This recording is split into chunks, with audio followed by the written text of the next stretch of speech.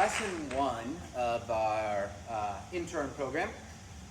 This is kind of the boring stuff, the non-exciting stuff, but kind of the important stuff because it's the foundation, and it's what we're going to kind of be working on for today.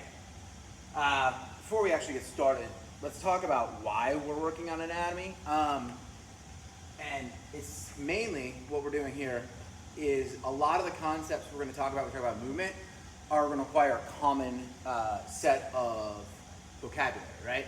So that I can say something and it doesn't take me a minute to explain it. I say external rotation, you understand what I mean, right? It actually becomes more important farther up you go in your coaching or training career or any of that stuff. But for now, it gives us a way to talk about movements. And part of the way you're going to learn movement is we're not going to necessarily learn each movement individually. We're going to learn some universal patterns, and to understand those universal patterns, you have to understand some basic anatomy terms. Now, having said that, this is intern class basic anatomy. Anatomy for gym rats. It's a little bit of functional anatomy, and the next part's going to be a little bit of biomechanics, but don't pretend that you really understand biomechanics when you get out there into the real world and you start talking to people. They will look at you like you're crazy, right? And even inside the functional anatomy world, there's arguments that go on about what's right, what's wrong. You are going to get a little tiny sliver of the iceberg here.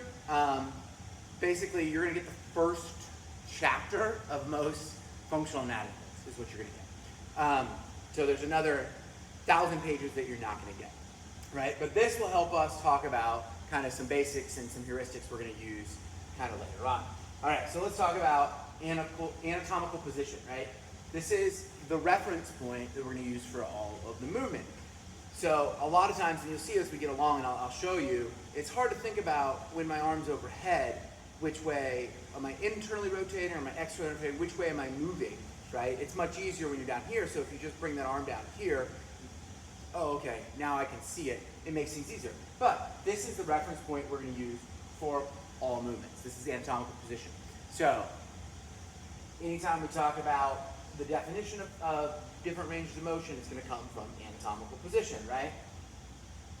All right, you're also going to need to know planes of movement. Less important than some of the other stuff we're going to do, but it is important to understand. Sagittal plane, right? It divides the body into the left half and the right half, right? Most flexion and extension, which we'll get into, occur in this range. Let's think about curls for the girls, right? Flexion, extension, occur in this range. This is where most exercise happens, right? Shouldn't all happen there, but especially in bodybuilding, almost all of it does, and even in like what we do in CrossFit, a little too much of the stuff falls into sagittal plane, right? It's also known as, we're not going to worry about the other names in there, right? Frontal plane divides the body from front back to front, right? Abduction and adduction, so abduction and adduction occur in this plane, right there, right? Thigh master range, right? A lot of other stuff happens there too, for sure, but that's what happens there. We also have the transverse plane. It divides the body in upper and lower, so rotational movements happen in this range, right? So this is your transverse plane right there, right?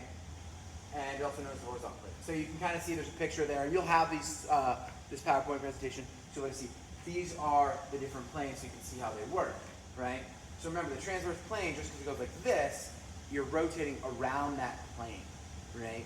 So that's how that kind of works. Sagittal plane is going like this, so you're rotating on that plane. Okay? So good to understand. A lot of times when you get into continuing education, further reading and things like that, you'll run into people talking about things like, especially not wanting to do everything in sagittal plane, not wanting to. There's a famous quote, not really famous, but there's a quote where a guy in the training world said, we don't want to be just sagittal plane rep counters as trainers, right? And that's what he was talking about. We don't want to do everything in that, but you need to understand the planes to get that, right? All right, now let's talk about ranges of motion, right? So you'll hear a lot of times people talk about these when they talk about missing ranges of motion. But these are important to understand, right? So let's talk about flexion, right? Extension, external rotation, internal rotation, abduction, adduction, and then there's some joint specific terms, right? Those are the ones we're going to go over right now. And we're going to talk about them individually because each joint might be a little bit different. So flexion, it's a movement in the sagittal plane that decreases the distance between two parts. So think about elbow flexion, right? Elbow flexion, shoulder flexion, right? You can do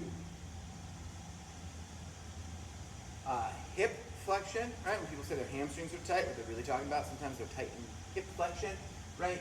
Knee flexion, right? Things like that. Wrist flexion, okay? And some of them, and we'll get to the last one, ankle flexion necessarily you'll never hear anybody go, well, you're an ankle flexion or ankle extension. They actually have specific names for those, right? And that's dorsiflexion, right? So that's kind of important because it's good to know that that is called dorsiflexion, right? Okay. Extension is the exact opposite. So once I've flexed my elbow, I extend it, right? Same thing. Extension here with the wrist, right?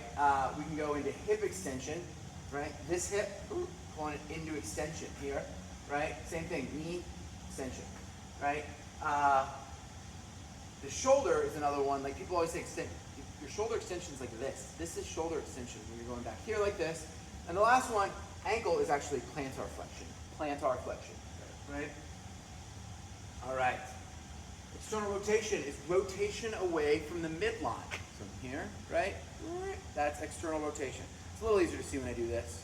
External rotation, right there, right? Hip, external rotation, right there. There's some stuff that goes on with the knee and the ankle. We're not really going to worry too much about them. If we get into some more advanced stuff where we're talking about right mobility, or we will get into some mobility stuff, we'll talk about the importance, especially of the ability, the internal and external rotation, slight screwing home function of the knee, which would fall into that a little bit, which is tied into extension. But for now, it's really the shoulder and the hip we're going to worry about, right? Internal rotation is the exact opposite. Internal rotation, right? Internal rotation. Internal rotation gets, especially in the hip, gets forgotten about a lot, but it gets to be important for sure, right? All right, so you'll almost never hear me say abduction or adduction because they sound almost exactly alike. And if we're trying to have a conversation and I say, oh, you know, let's look at how stiff they are, or their range of motion in adduction, you're gonna go, huh? So the term we use, or at least I use and other people have used as well, is I will say abduction and adduction, right? Abduction, abduction, is movement away, in the frontal plane, away from the midline, right? The easiest way to kind of remember this one, if you're having trouble with it, is abduct. If you abduct somebody, you're taking them away, right? So they take it away. So this is abduction, abduction, right? You could, this spine is kind of, yeah, that would be called abduction. Also lateral flexion, lots of different words for it, right? You can call the wrist, radial would be radial deviation, but you can also call that abduction, and then the ankle as well, right? It's hard to kind of see, I'm not even sure if you can see, but if the ankle does that, right, while it's called eversion normally too, you could think of those in terms of abduction if it makes it a little easier.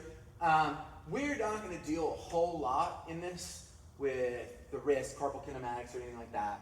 The spine will deal a little bit with. We're going to be more focused on the shoulder and the hip, maybe a hair bit of ankle, but not a lot. So the big ones I want you to get here are the shoulder and the hip, what abduction are, right? So if abduction is moving away, that means adduction is moving back towards, right? So back in, right? Like that. So here, here, back in, okay? So that's all that is. It's the opposite range, and it exists in all of those. But again, the big ones we're going to worry about are the shoulder and the hip. And really, with AB and adduction, it's really the hip we deal with more than anything with those two ranges, for sure. All right, so single joint terms, they're usually only used in one joint. We talk about the wrist, it's pronation, supination, right? Ulnar and radial deviation. I told you we won't deal a lot with that stuff. We may deal with pronation, supination, right? When it comes to chin-ups and coming to strengths and why those are stronger and things like that.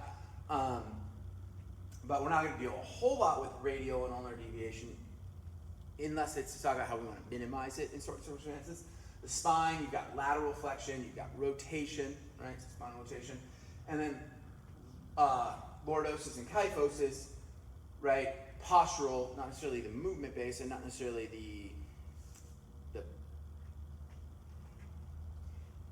the normal lordosis and kyphosis, what we're gonna deal with in this stuff, right? These aren't necessarily movement stuff, that's what that's saying. So it's not like you're gonna move through that. That's how you stand, and you can look at the lordosis and kyphosis of the spine, right? And things like that. The knee, we talked about the screw home for a bit. We'll talk about that more later in more advanced lectures. The ankle, right?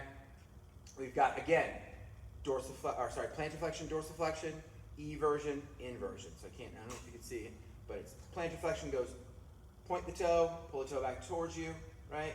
Is dorsiflexion, turn the sole out, is eversion and inversion, right?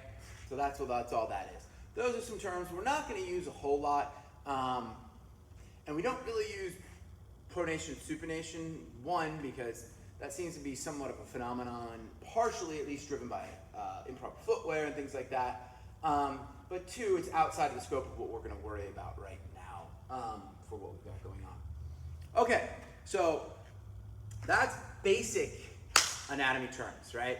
That's just the start to anatomy. We're still going to learn, we're going to use those terms and kind of develop some of our simple biomechanical rules. And from those biomechanical rules, we're going to develop some universal motor patterns and things like that, so that'll allow us to understand movement a little bit better, right? There'll also be some required, or optional, I should say, reading lists that you can go into and dig into some more functional anatomy stuff, if you so choose, right? And then in addition to that, we'll send out a little bit of a fun assignment so you guys can get going on using those anatomy terms you've just learned. All right, stay tuned. Coming out for lecture number 2.